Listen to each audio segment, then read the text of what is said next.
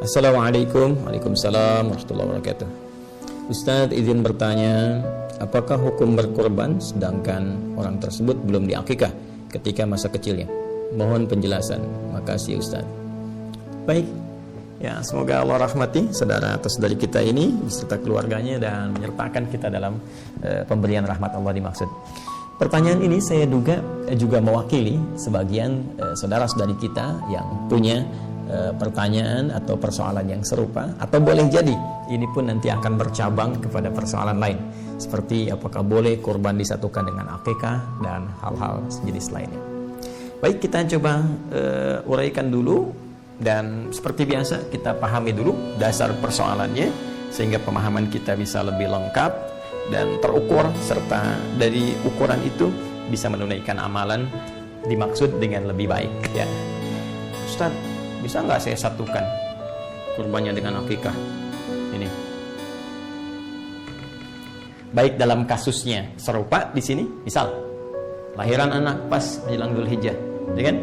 Begitu lahir pas waktu-waktunya mau kurban, bisa nggak di hari ke-7 ini atau kelipatannya misalnya saya sekalian kurban sekalian akikah ya. Atau tadi saya mau sedekah, bisa nggak disamakan sedekah dengan kurbannya?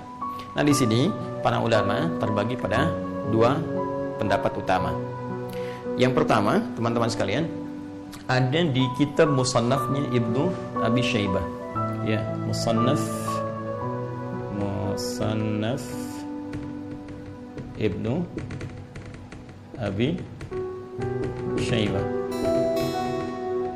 ya.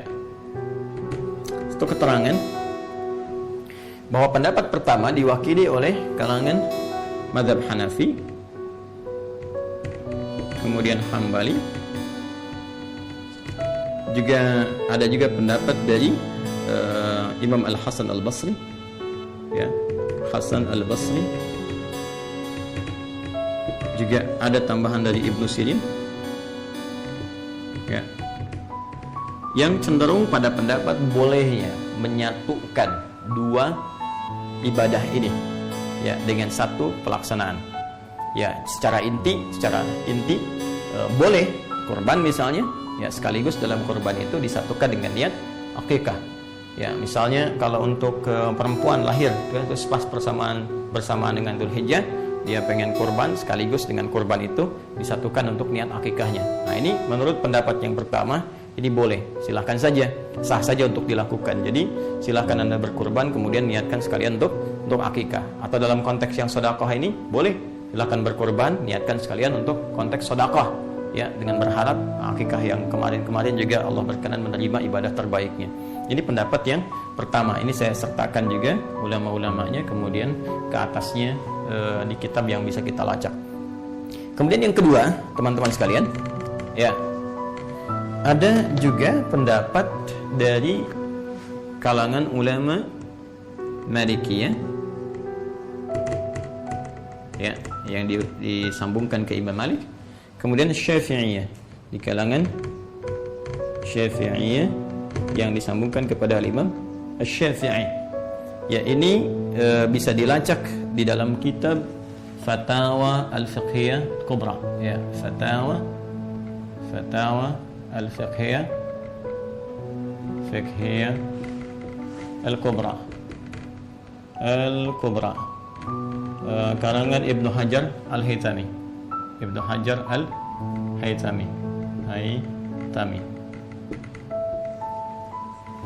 Nah, ini menarik pendapatnya. Ya, sebelum beliau mengurai boleh atau tidaknya, yang paling menarik beliau uraikan dulu esensi dari ibadah ini. Ya, perhatikan baik-baik. Teman-teman sekalian, akikah seperti kita ketahui itu ibadah yang ditunaikan untuk bisa dengan ibadah itu diharapkan menjadi pengarah kepada anak dengan izin Allah supaya tumbuh lebih baik di masa depan. Karena itu ibadah ini spesifik ditujukan kepada anak.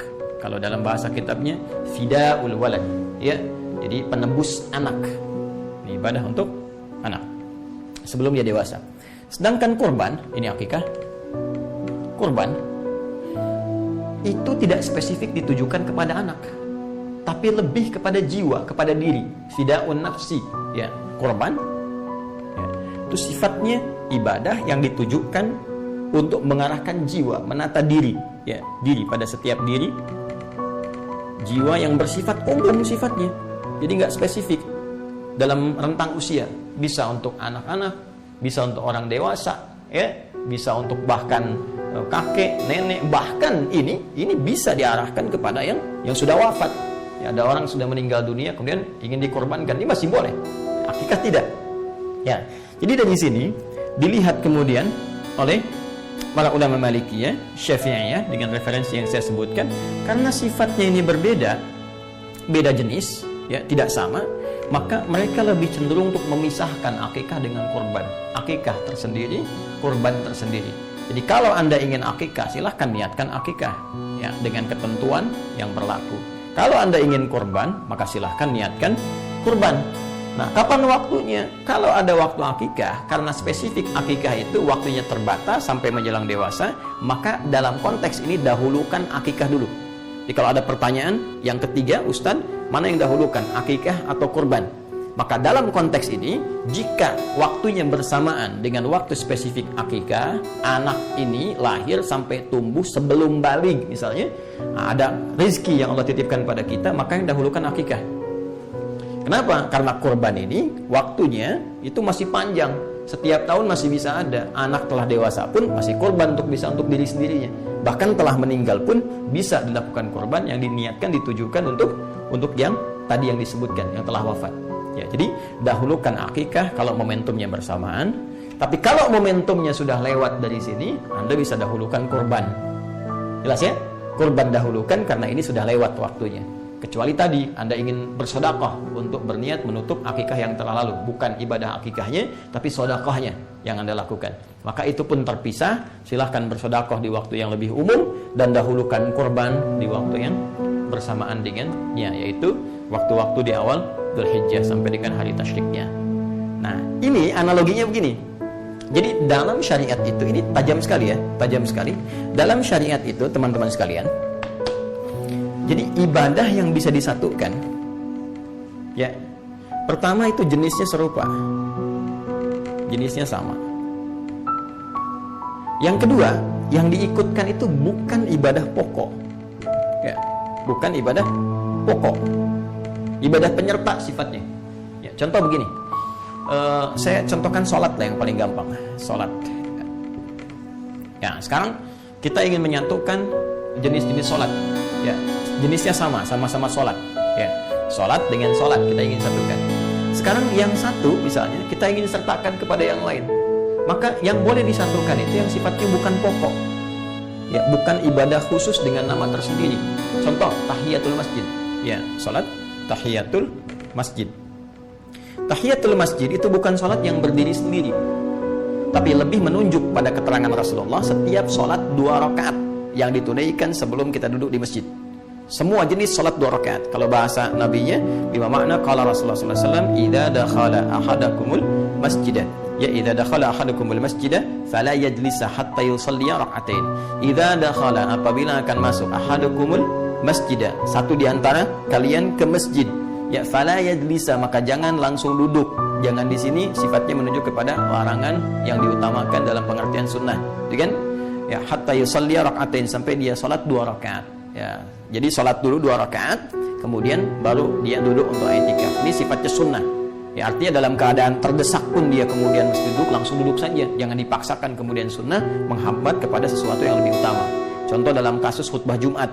Ini banyak saya temukan, khatib sudah naik ke atas mimbar, bahkan tengah-tengah khutbah orang datang terlambat, terus maksa masuk ke dalam, masih tahiyatul masjid. Ya, yang paling celaka yang masuk 1, 2, 3, 4 orang, khatibnya sudah masuk khutbah kedua.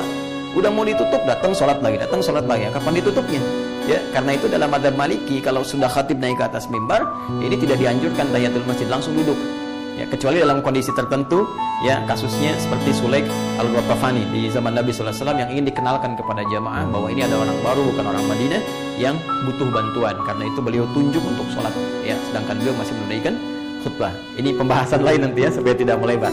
Nah, jadi jangan langsung duduk kecuali sholat 2 rakaat. Sholat apa yang dimaksud? Ya, sholat apa saja. Bisa sholat wudhu, setelah wudhu masuk masjid sholat, ya, bisa sholat duha. Ya, jadi umum sifat sholatnya. Di setiap sholat yang ditunaikan saat masuk ke masjid 2 rakaat itu sama dengan nilainya tahiyatul masjid. Karena itu tahiyatul masjid itu bisa dimasukkan ke dalam setiap sifat sholat apapun yang ditunaikan sebelum duduk. Jadi kalau sudah Anda masuk misalnya, ya sudah, nggak usah Anda tunaikan satu sifat. Ya, contoh begini, mohon maaf ya, ini untuk simpel ya penyatuan. Anda datang subuh ke masjid, masih ada waktu 5 menit sebelum qomat, kan? Ada sebagian saudara kita yang ketika masuk tahiyatul masjid dulu. Setelah itu salat sunnah qobliyah, ya. Tidak dilarang, sah-sah saja boleh, silahkan. Tidak ada masalah di sini.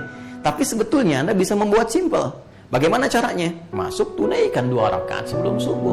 Ketika Anda tunaikan qobliyah subuh 2 rakaat sebelum subuh, ya itu saat masuk masjid lalu Anda duduk i'tikaf, itu sama nilainya, sudah mencakup kepada tahiyatul masjid.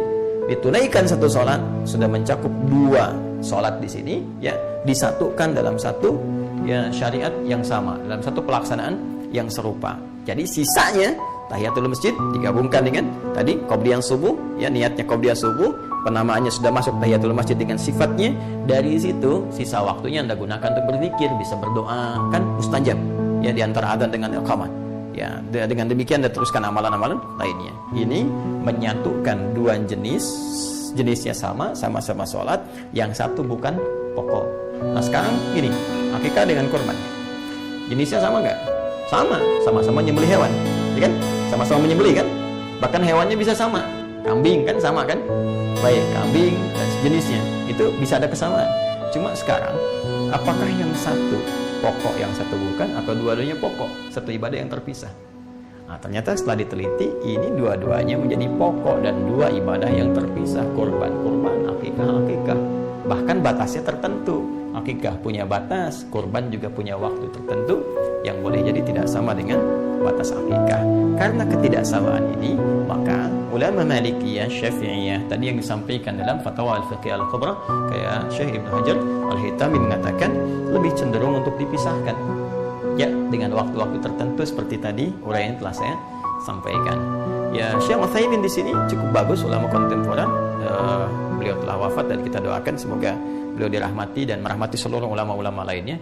Saya sebut Syekh Utsaimin untuk mencontohkan sikap ini loh, yang tadi. Beliau itu kan Hambali, jadi pengikut di mazhab Imam Ahmad bin Hanbal.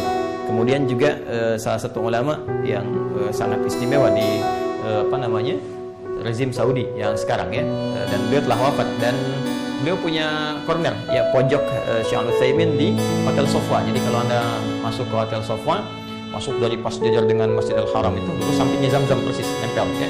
Anda lurus masuk, kemudian dari situ naik eskalator pertama, masuk, kemudian ada toko-toko, naik lagi satu eskalator ke atas lagi ya. Begitu naik eskalator ke atas, sebelah kanannya ATM, tukang es krim, balik ke kiri. Nah, dekat ke kiri itu langsung ada pojok Syekh Utsaimin di situ. Jadi Anda bisa lihat. Terus naik lagi ke atasnya itu sofa ya, sebelah kanannya tukang cukur 30 real. langsung bersih gitu. Nah, itu ada di situ. Syekh Utsaimin cukup menarik. Beliau itu condong kepada mazhab Hambali sebetulnya. Ya, kata beliau bisa disatukan, tapi akan lebih bagus kalau menurut saya pribadi, kata beliau, bisa dipisahkan. Jadi kalau ada anggarannya itu bisa mencakup 2 ini, kata beliau akan lebih bagus kalau dipisahkan. Jadi mengambil yang pertengahan, satu untuk akikah, satu lagi untuk kurban. Saya ingin menunjukkan betapa sikap para ulama-ulama itu begitu objektif, begitu teduh, kan? Kemudian saling menghargai pendapat yang lain, saling mencari jalan tengah. Terus tidak ada berniat untuk menjatuhkan, mencela, apalagi ingin menganggap yang lain mesti turun, yang ini mesti naik, tidak. Dan itu sebetulnya bagian dari karakteristik yang harus dimunculkan dan kita saling mendoakan. Nah, untuk itu kembali kepada pertanyaan tadi, kita simpulkan bahwa dalam konteks ini, bagi yang sudah masuk dewasa, kan, melewati batas masa baligh, akan lebih baik kalau ada kelebihan rezeki bisa bersedekah, kan, dan salah satunya diniatkan bisa menutup akikah yang telah lalu, kemudian ya sampaikan masa iya, kemudian akikah lagi, kemudian cukur lagi sampai botak, terus namanya ditetapkan lagi, kan, juga harus ada penyesuaian. Kemudian yang kedua, jika ada bersamaan akikah dengan korban, mana yang didahulukan? Saya pribadi tadi lebih cenderung kepada sikap yang diambil oleh para ulama Malikiyah, Syafi'iyah. Jika memang ada rizki yang berlebih, kita bisa pisahkan antara akikah kemudian dengan kurban, karena ini dua pokok ibadah yang berbeda, yang tidak sama, yang ketentuannya juga memiliki ketentuan masing-masing. Jadi kalau waktunya pas anak itu lahir, saya lebih cenderung akikah dahulukan, ya, karena kurban bisa masuk di masa-masa berikutnya. Walaupun Ustadz, bagaimana kalau anak itu wafat? Kan bisa kurban diniatkan untuk anak, tapi kan nggak bisa akikah diniatkan untuk anak kalau anaknya sudah wafat, ya. Baik, jadi dahulukan akikah dulu. Nah, kalau terbalik situasinya sudah dewasa, maka dahulukan kurban dulu, ya, karena waktunya khusus. Nanti setelah kurban, kalau Anda ingin bersedekah mengganti yang akikah, maka itu silahkan dengan segala kelapangan, dan semoga Allah menerima amal ibadah dan merahmati kita semua.